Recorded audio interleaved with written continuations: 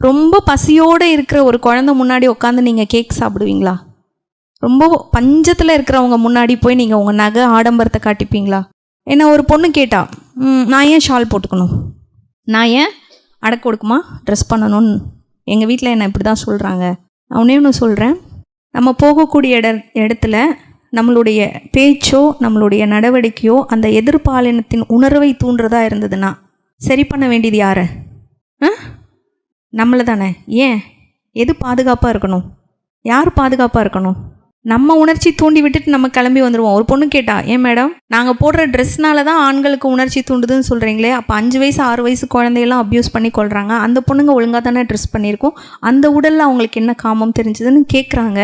இப்போ இங்கேருந்து நான் ஒரு வேகமாக ஒரு பந்து தூரமாக நான் போட்டுடுறேன், நான் போயிடுறேன், மேலே பந்து திரும்பி வந்துக்கிட்டு இருக்கு, இங்கே ஒருத்தர் வராங்க, அவங்க தலைமையில் அது விழுமா விழாதா?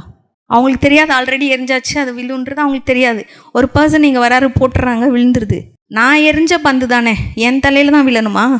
யார் தலையில் வேணால் அது விழும். அப்போ ஒரு ஆணினுடைய உணர்வை தூண்டியாச்சு, அவன் அதை எங்கேயாவது எக்ஸ்ப்ரெஸ் பண்ணி ஆகணும். அவனுக்கு ஈக்குவல் பார்ட்னர் கிடைக்க மாட்டாங்க. ஏன்னா அவன் வேலை செஞ்சுருக்கானா, அவன் வேலைக்கு போகிறானா, அவன் நல்ல பையனா, எவ்வளோ பார்க்குறோம், நம்ம ஒரு லிஸ்ட்டே வச்சுருக்கோம் இல்லையா? இதெல்லாம் பார்த்து தான் நம்ம சூஸ் பண்ணுவோம். அப்போ அவனை விட வயசான பாட்டிங்க கிட்ட அவன் எக்ஸ்ப்ரெஸ் பண்ணுவானா? இப்போ யார் அடுத்து அவனுடைய பார்வை எங்கே போகும்? ஒரு இன்னோசென்ட், யார் அவனை எதிர்த்து பேச மாட்டாங்களோ, யாருக்கு எதுவுமே தெரியாதோ, யார் சத்தம் போட மாட்டாங்களோ, அங்கே போய் அந்த உணர்வை அது வெளிப்படுத்திக்கும். இது ரொம்ப சின்ன கம்மி பர்சன்டேஜ் தான். இந்த சொசைட்டியில் இந்த மாதிரி தவறான விஷயங்களை தவறான வழியில் போனவங்க பர்சன்டேஜ் கம்மி. நம்ம ஏன் அவங்கள பற்றி இப்போ பேச வேண்டியிருக்குன்னா, அந்த ஒரு தவறு ஒட்டுமொத்த மக்களையும் கொஞ்ச நாளைக்கு துக்கத்தில் வைக்குதா இல்லையா? ஒரு செய்தி நம்ம படிச்சிடுறோம், நம்மளால் ஏதாவது உருப்படியாக செய்ய முடியுதா?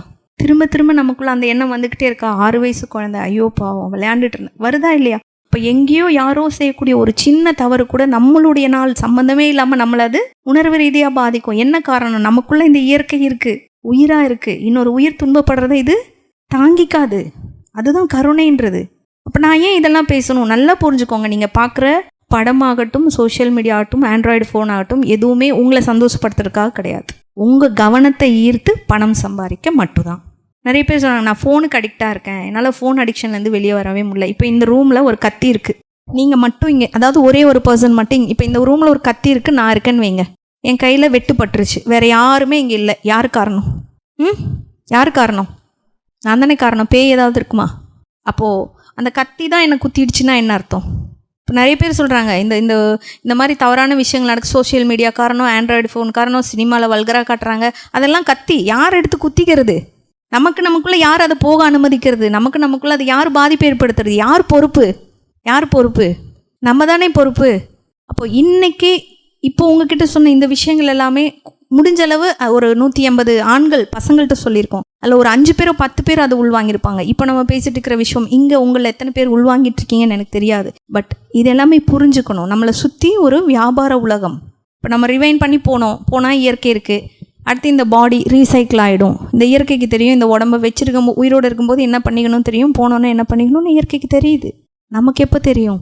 இந்த வாழ்க்கை ரொம்ப ப்ரீஷியஸ், இது ரொம்ப ஒரே ஒரு வாய்ப்பு. இந்தியாவில் நம்ம பிறந்துட்டனால நம்மளுடைய பேரண்ட்ஸ் ரொம்ப நம்ம வாழ்க்கையில் 75% அவங்க தான் இந்த வாழ்க்கை காரணமாக இருக்காங்க. சாப்பிட்ற சாப்பாடுலேருந்து, ட்ரெஸ்ஸுலேருந்து, செருப்புலேருந்து, வாட்ச்லேருந்து எல்லாத்துக்கும் அவங்க இருக்காங்களா இல்லையா? அப்போது அந்த பேரண்ட்ஸ்க்கு நம்ம உண்மையாக இருக்கோன்றது அடுத்த கட்டம் விட்டுருங்க. நன்றியோடு இருக்கணுமா இல்லையா? நன்றி இருக்கணுமா இல்லையா? எனக்கு இவ்வளோ பண்ணுறாங்க, அவங்க மீறி உங்ககிட்ட என்ன கேட்டுருவாங்கன்னு நீங்கள் நினைக்கிறீங்க? சொல்லுங்கள்.